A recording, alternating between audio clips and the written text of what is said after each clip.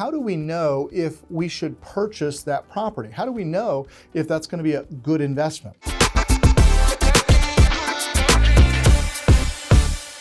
Hi, my name is Lee Arnold, the CEO of Secured Investment Corp, Coco Capital, and the Lee Arnold system of real estate investing. I was recently asked by a group of investors, they said, Lee, how do you run a rental property cash flow analysis?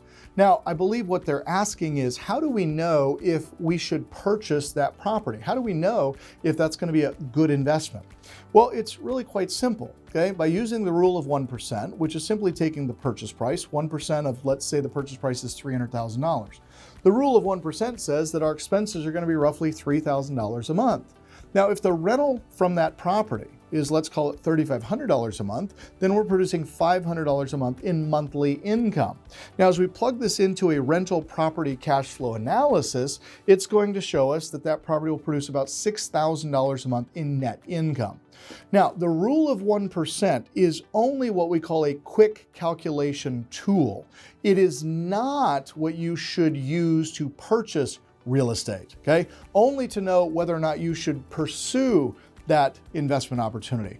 A good rental property cash flow analysis is actually going to look at what are the actual taxes for that property on an annual basis.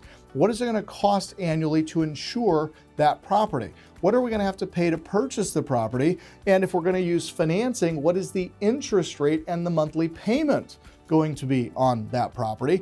And then if we're going to be using a property manager, what are the property manager's expenses? And then we also have to account for things like vacancy and damage or maintenance items that might come with the property.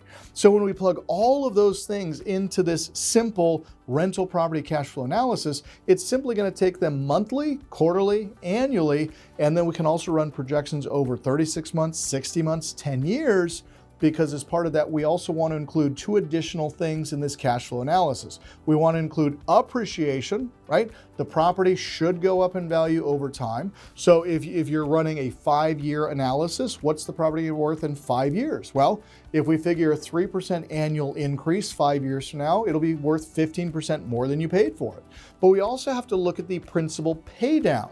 When you get a 30-year mortgage and you make that monthly payment, a portion of the proceeds from that monthly payment go to pay down the amount of money that you borrowed from the bank. So if we project this thing out 60 months, you're going to owe less in 60 months than you do from the moment that you buy it. So when you look at all of the ingredients in this cake and you look at the end, you're going to see exactly what your profit will be at the end of year 1, year 2, year 3, year 5, year 10, year 20, and it'll help you determine when you buy it, when you sell it, when you refinance it. All of those things come into play.